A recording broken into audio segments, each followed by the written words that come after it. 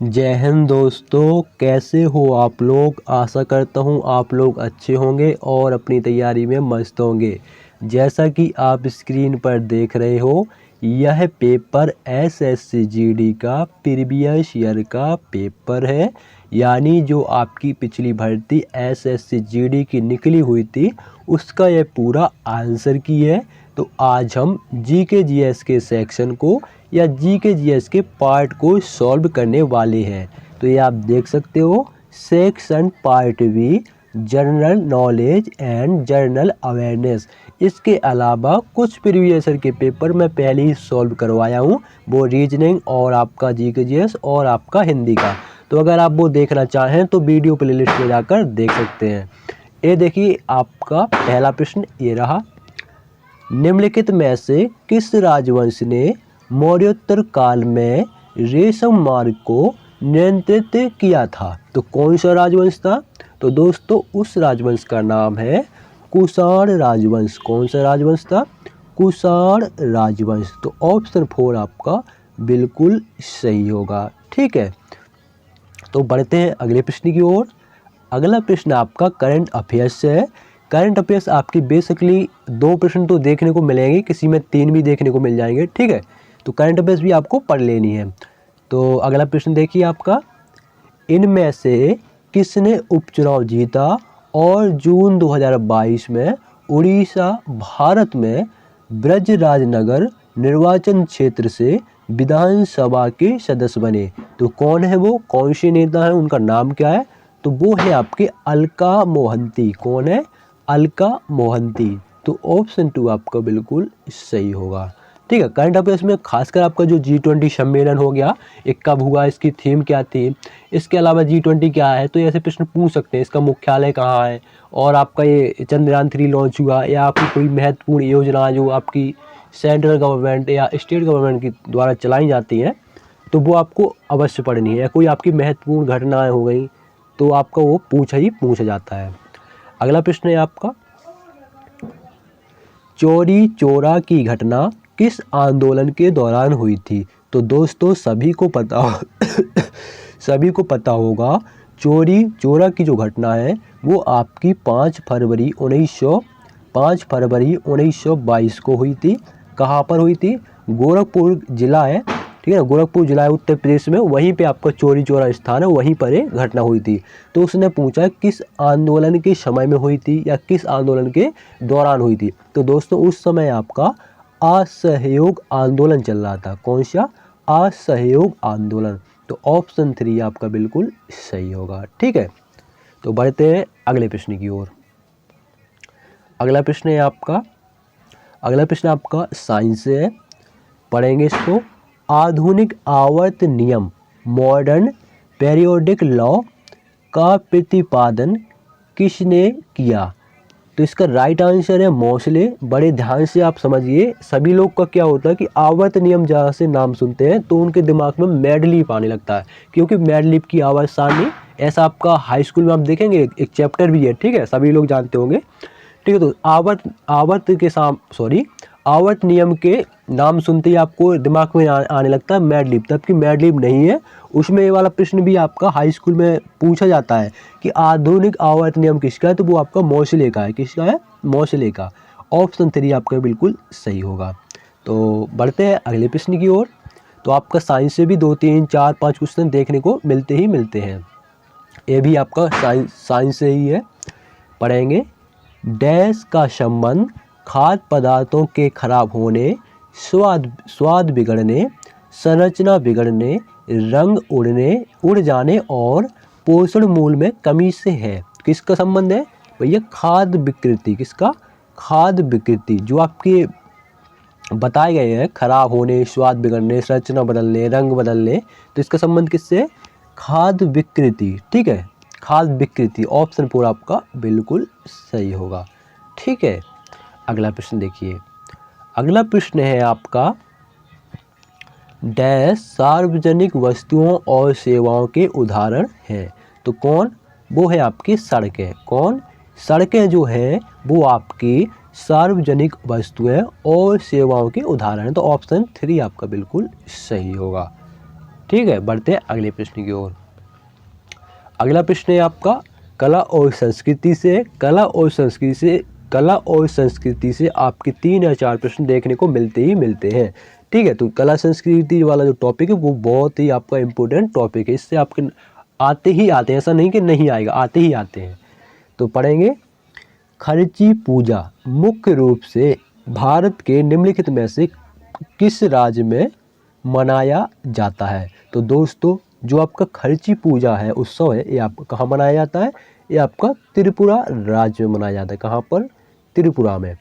ठीक है, और एक प्रश्न और पूछ जाता है, तो आप ऐसा भारत का ऐसा कौन सा राज्य है जो पश्चिम बंगाल से तीनों ओर से घिरा हुआ है? तो कौन सा राज्य है? वो आपका त्रिपुरा ही है। त्रिपुरा आपका पश्चिम बंगाल नहीं, बांग्लादेश, सॉरी पश्चिम बंगाल बोल दिया। ऐसा भारत का ऐसा कौन सा राज्य है जो बांग्लादेश से तीनों ओर से घिरा हुआ है? तो वो है आपका त्रिपुरा है। ठीक है, तो ऑप्शन 3 आपका बिल्कुल सही होगा। ऐसे प्रश्नों को क्या होता है कि अगर आपको ये प्रश्न दिखाई दे, खर्ची पूजा वगैरह या कोई आपका उत्सव महोत्सव, तो ऐसे प्रश्नों को आप नोट कर लिया करो। ठीक है, और इनका अलग से आप एक नोटबुक बनाओ। ठीक है, नोटबुक बनाने से क्या है कि जी रीजनिंग और मैथ का तो ठीक है चल जाता है, लेकिन जी के जीएस का आपको खुद से बनाना पड़ेगा। इसका नोटबुक जरूर बनाओ। ऐसे जो प्रश्न होते हैं वो आते ही आते हैं, एसएससी जीडी में तो आते हैं, अदर एग्जाम में भी आते हैं। तो भाई आपका अगला प्रश्न देखिए। अगला प्रश्न पॉलिटी से है। भारतीय संविधान का कौन सा भाग पंचायत से संबंधित है? तो कौन सा भाग है? वो है आपका भाग IX। कौन सा है? भाग IX। तो ऑप्शन 4 आपका बिल्कुल सही होगा। ठीक है, बढ़ते हैं अगले प्रश्न की ओर। अगला प्रश्न आपका करंट अफेयर्स से ही है। जून 2022 में संयुक्त राष्ट्र में भारत के स्थायी प्रतिनिधि के रूप में किसे नियुक्त किया गया था? तो किसको नियुक्त किया गया? तो वो है आपके रुचिरा कंबोज। कौन है? रुचिरा कंबोज। ऑप्शन 3 बिल्कुल आपका सही होगा। अगला प्रश्न देखिए। अगला प्रश्न आपका खेलकूद से है।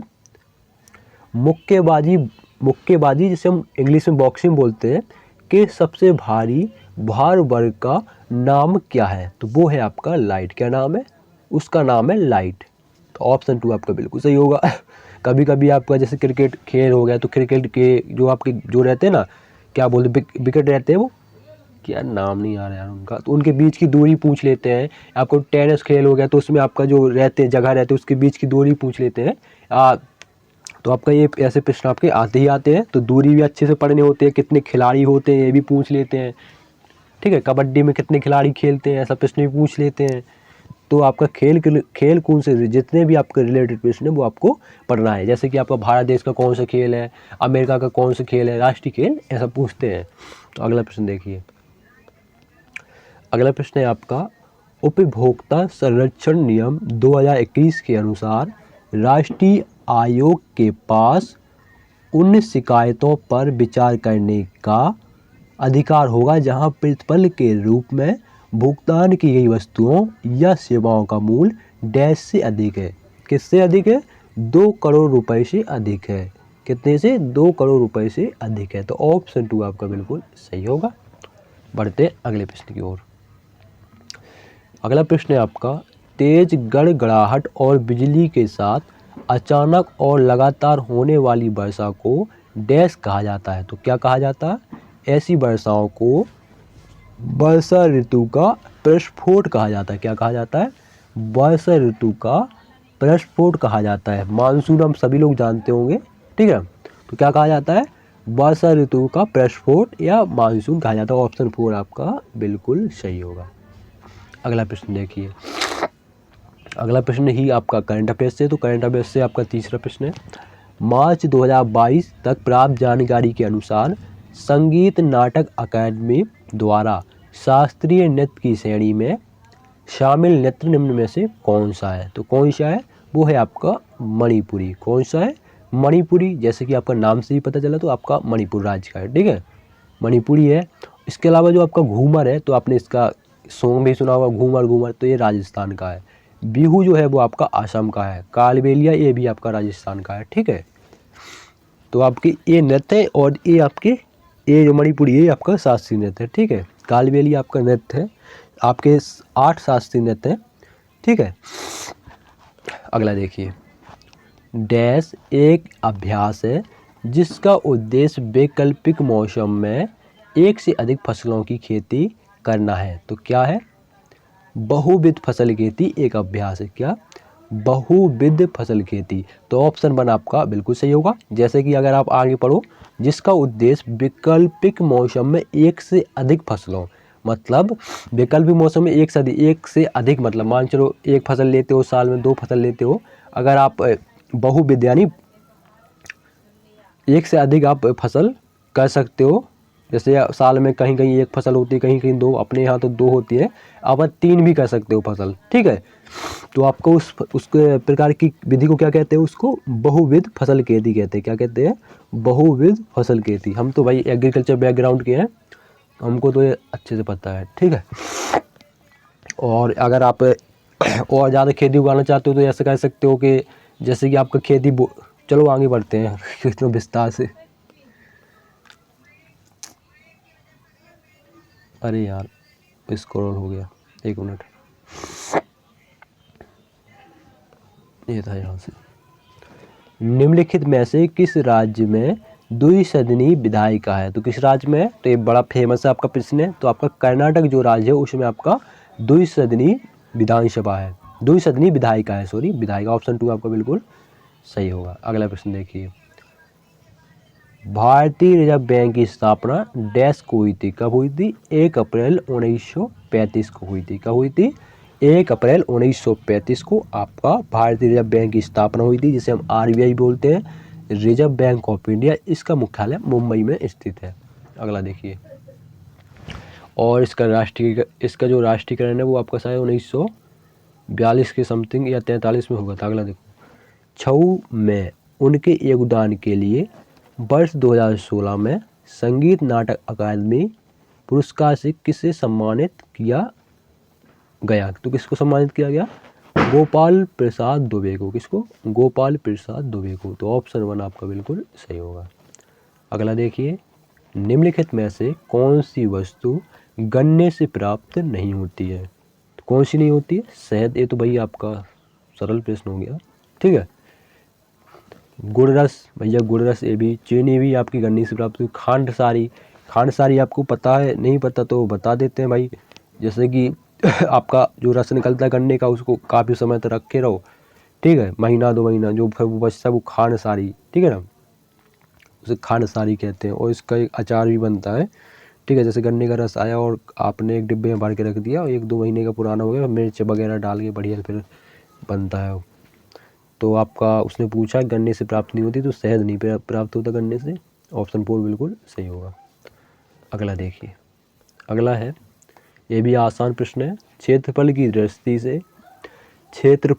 दृष्टि से भारत का सबसे बड़ा राज्य कौन सा है? डैश है। कौन सा है? राजस्थान है। ठीक है, जनसंख्या की दृष्टि से उत्तर प्रदेश है, और क्षेत्रफल की दृष्टि से दूसरा सबसे बड़ा राज्य वो मध्य प्रदेश है। ठीक है, तो बढ़ते हैं अगले प्रश्न की ओर। अगला प्रश्न है आपका, कबड्डी मैच में एक टीम से एक बार में कितने खिलाड़ी खेलते हैं? देखो मैं बोला था ना शुरुआत में, ऐसे प्रश्न भी पूछ लेते हैं। तो कबड्डी में एक बार में आपके 7 खिलाड़ी खेलते हैं। कितने? 7।